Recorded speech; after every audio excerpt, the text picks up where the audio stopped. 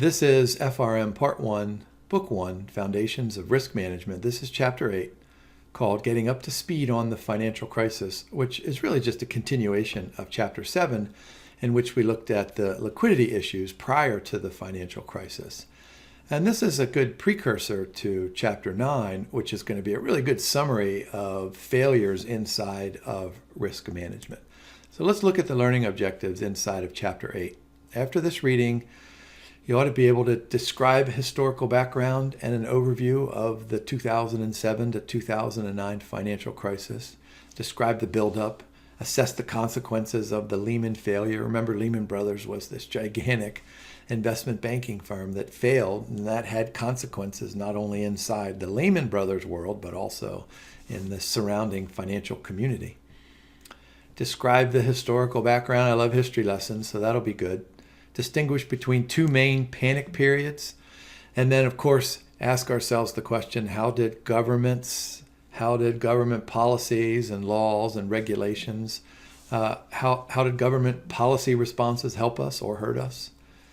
And then taking a look at the financial crisis and its impact on the larger global environment. Let's start with a history lesson. A banking crisis can be defined by the existence of the following events.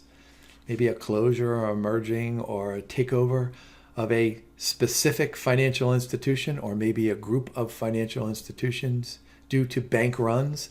I always think of bank runs as the pictures that used to be in my old time corporate finance textbooks when I was an undergraduate of, people standing around for blocks and blocks back in the 1930s waiting to get some of their deposits. Nowadays, you don't really have to have people standing outside of a bank to have a bank run.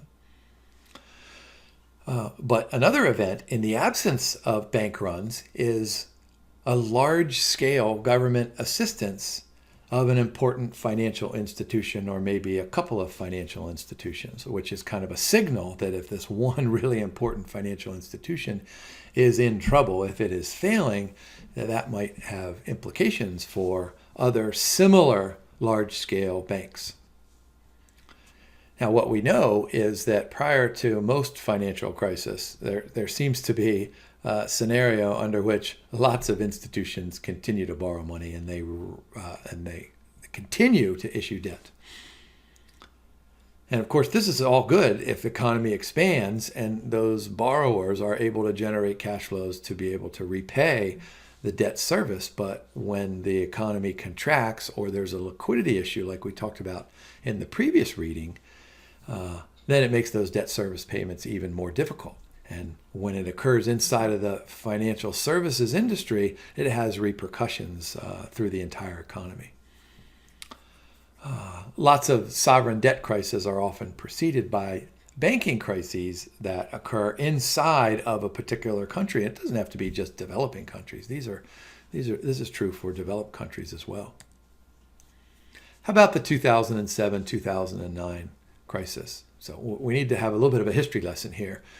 So let's go back to the 1990s, where we had great economic expansion under President Bill Clinton. But in the end of the 90s, remember, this is where the tech stocks and the internet stocks started to take off. So we had a bubble, we had irrational exuberance. And then remember, we had multiple corporations who were guilty of kind of misleading us, fraud, misrepresentation. How about if we just say they lied to us on their financial statements? And so we believed them, right? Because the auditors signed off on them. And so we continue to bid the price of these things up. So then we find out that these tech stocks and these internet stocks, they might not be as profitable as we thought they were going to be. Plus, maybe lots of companies are going to lie to us about their financial performance. And then we had September 11th, and so there was an economic breakdown, in 2000 and 2001. And this was true not just in the United States, but throughout the world. Now, the International Monetary Fund described this crisis as the worst one since the 1930s. And of course, what we're doing, and we're contributing this as we did back in the previous chapter, that it started and maybe ended inside the U.S. real estate market, in particular because of the emergence of subprime mortgages and the proliferation of these mortgages. All right, let's go back to December of 2007 and then extend ourselves 19 months to 2009. That's kind of the general time period that most people view as the chronology of the crisis. So what are some causes, or what are some reasons, or what are some actions that contributed to this? Well, there's no doubt that the government had a big influence, because during the Bill Clinton years and then continued through the second George Bush years, Congress and the president supported this. There was legislation aimed at the goal of increasing home ownership. And so that sounds like a great societal goal, because what sociologists and economists tell us is that economies and families and individuals are more stable if they live in a home. And so the government decided, hey, let's decide to pass laws that make it easy for people to own homes. Comma, there has to be a comma there. This is all good if all those people can afford to live in those homes. But what happened is that not only it put individuals and families into homes that they couldn't afford, it put individuals and families from homes that they could afford into homes that they could not afford. So there's two parts to that. Now, the government encouraged banks to extend mortgages to a broader base, so that there was a narrowing of the gap between the poor and the middle class.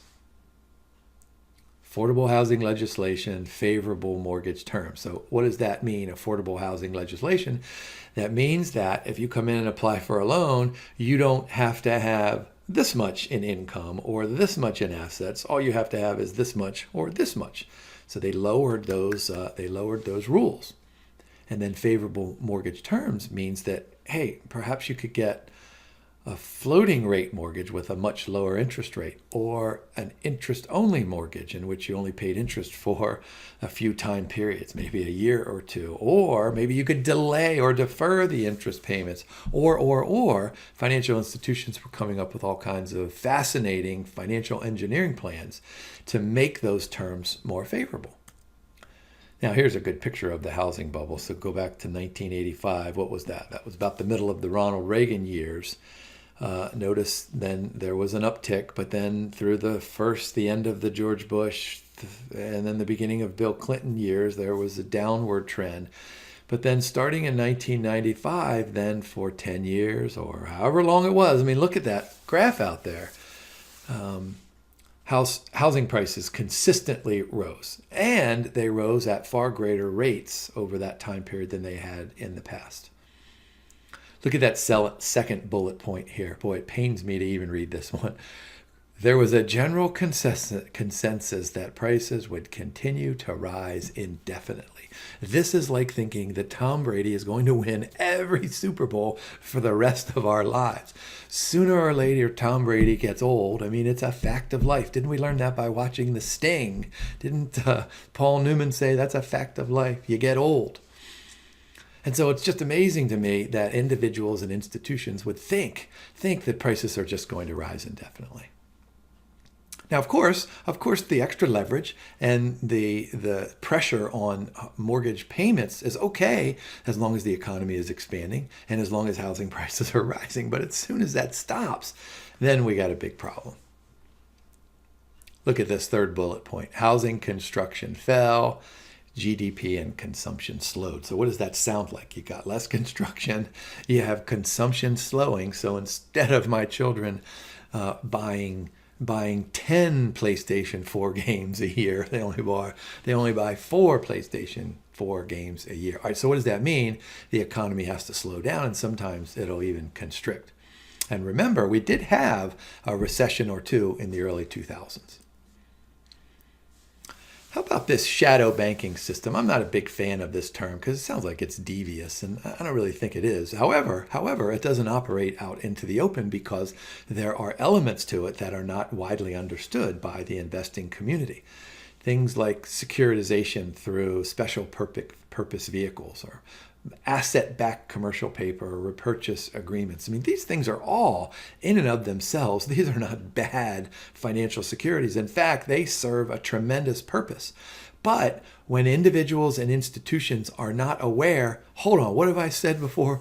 Identify the risks, quantify the risks, and manage the risk. I mean, that's the problem with this shadow banking system, is that especially as leading up to this crisis, is that we were not doing any of those three things. So we had irrational exuberance, which means we're just happy and we're pretending that nothing bad is going to happen and that prices are going to rise. This, of course, leads to poor risk management because not everybody, but most individuals suffer from what's known as confirmation bias, meaning that we're only going to listen to stuff that we already believe in. Now, what happened was that there was this disrupted flow of credit to consumers. So slowly but surely, when individuals and businesses would go to borrow money, the terms were not as generous.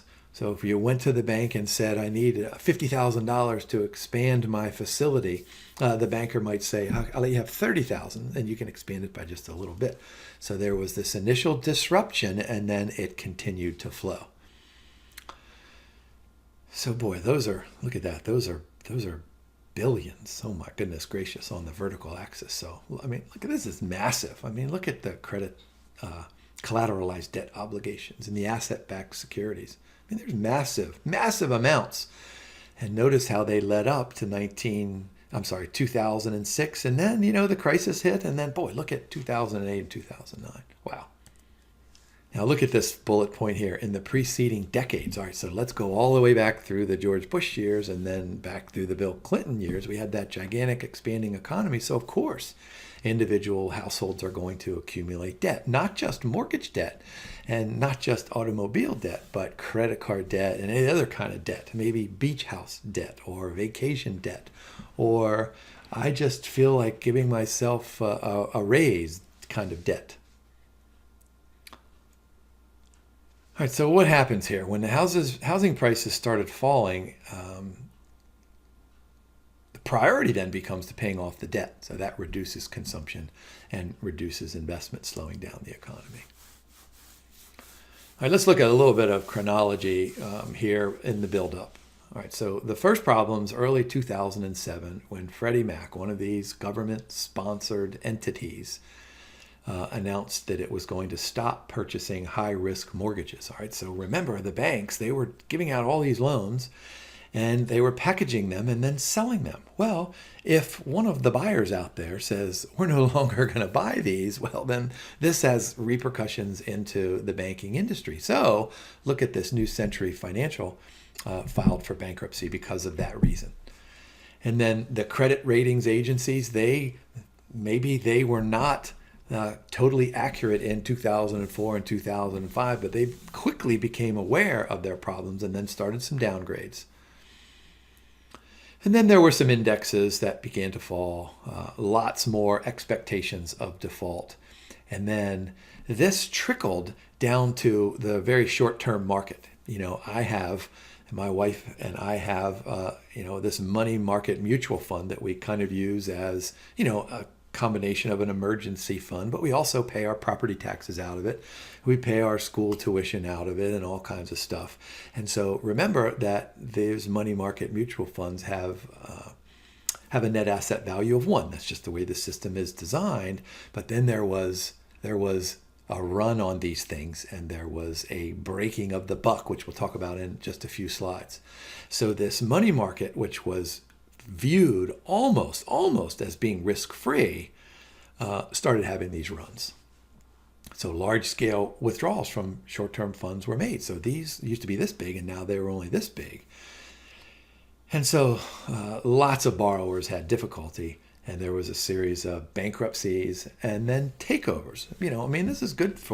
This is good for solid financial institutions who can take over other failing financial institutions and buy them at a low price if they can restructure and regain that profitability.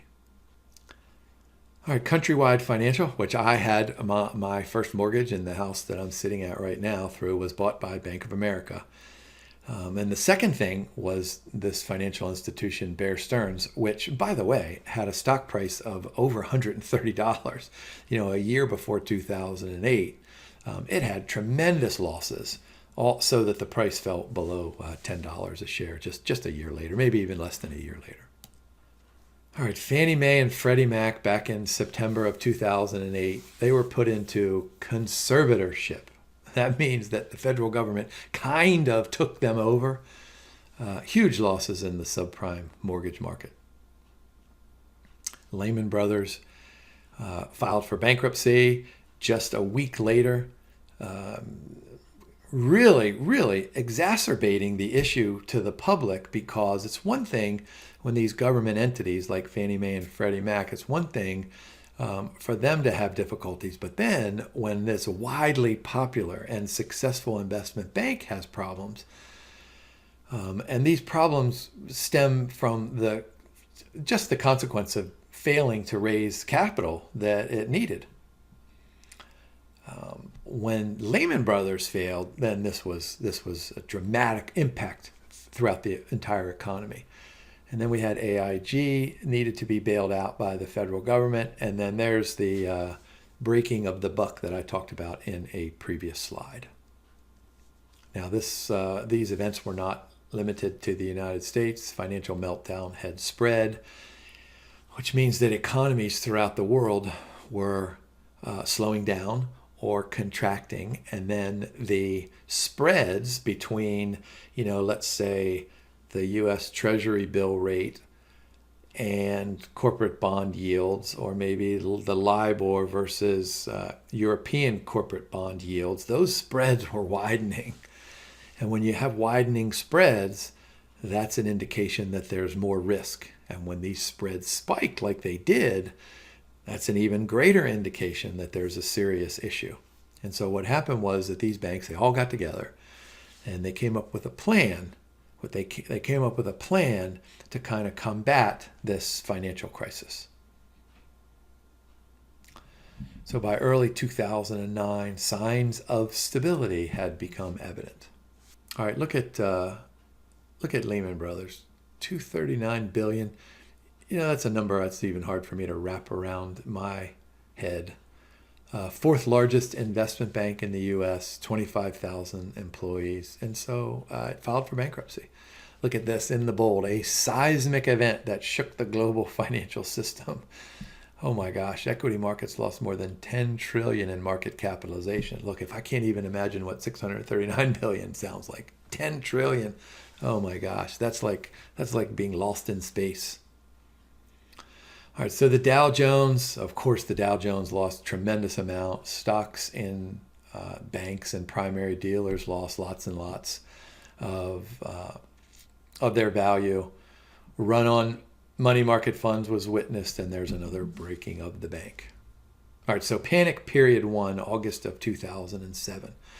There were these runs on the asset-backed commercial paper market. Now, remember that large corporations, including financial institutions, have access to this commercial paper market. And most of the time, this commercial paper market works like this. A large corporation like Johnson & Johnson, who needs money in the short term to manage its working capital, can just go to the commercial paper market and say, I need $500 million, and the lenders out there, they just flood it because they know that Johnson & Johnson is going to sell enough shampoo and medical devices and all the stuff that it makes to be able to repay this back in the relatively short term. But then this animal in the 1990s, these asset-backed commercial papers in which they were backed by collateral, like some kind of an asset, maybe just an accounts receivable. So think about this. If the economy is struggling, and if financial institutions are nearing the point where they are struggling to maintain their capital, then sooner or later they're going to have a problem paying their short-term obligations, which lots of times show up as short-term assets on other financial institutions. Do you see how this is all interconnected? Oh my gosh. So if there's a problem with the asset-backed commercial paper, it's not just confined to asset-backed commercial paper. This means that there's something significant going on the balance sheets of these financial institutions. So look in the third bullet point there. Collateral is the future payments on it could be mortgages, it could be auto loans and credit loans and invoices and almost anything else you can think of.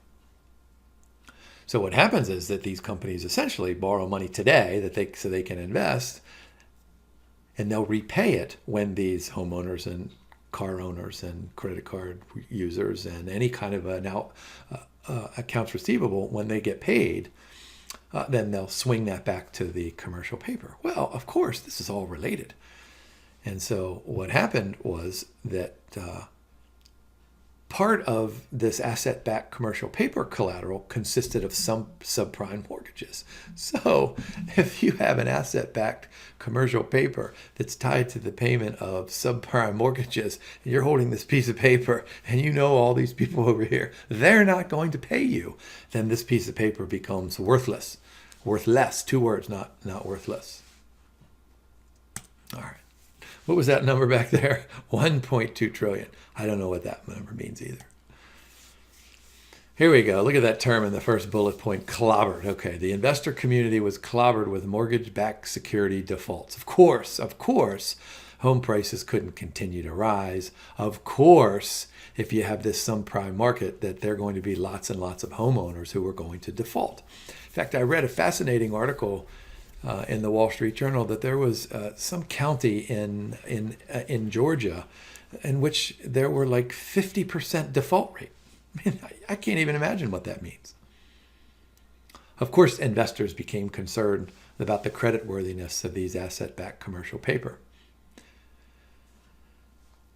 But that concern then spread to mortgage-backed securities and other types of asset-backed commercial paper. That's when the panic set in. All right, so they trooped into money market funds to withdraw their capital. So commercial paper issues could not find willing buyers in the market, and they could not roll over their maturing commercial papers. Remember, the rolling over is an important concept.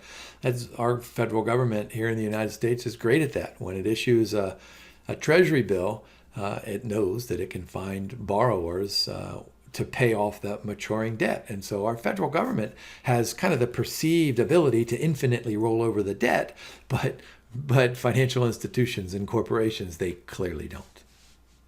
Look at that last circle down there. 40% of commercial paper programs were in a run. They could not finance themselves. That does not sound like an expanding and stable economy. Oh boy, so what happens now? We've got this Lehman Brothers bankruptcy, file for Chapter 11. That directly led into the breaking of the buck, and this led into a run on other money market mutual funds. So look at that number there, 144 billion withdrawn by investors in money market accounts. I know my wife and I, we didn't withdraw anything from our money market account, so we didn't contribute to that. But look at the bottom little illustration there, 7 billion before September 17th, 144 billion after September 17th. So what does that sound like? I mean, clearly 7 to 144 of withdrawals. That sounds like a crisis. So what did the government do?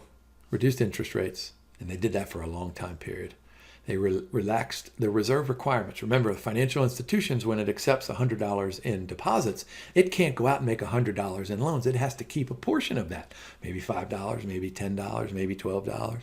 And so they relaxed those reserve requirements and allowed longer funding terms. They allowed for lots and lots of recapitalization and an injection of capital.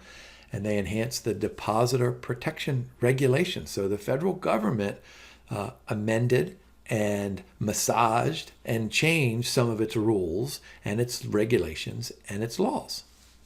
Now, how about the global effect? So syndicated lending fell. Of course it did. But commercial and industrial loans reported by the U.S. regulated banking sector rose. But an overall decrease in demand for consumer loans, whether it was measured by the number of credit applications to the affected banks or the unaffected banks, there was a decrease in the demand. And you should be up to speed. I'm thinking of the old Steve Martin Inspector Clouseau. Now you're up to speed, for those of you who like comedy movies. All right, next up, as promised, risk management failures. That's going to be a fun slide deck. But did we cover all of those learning objectives? I think we did.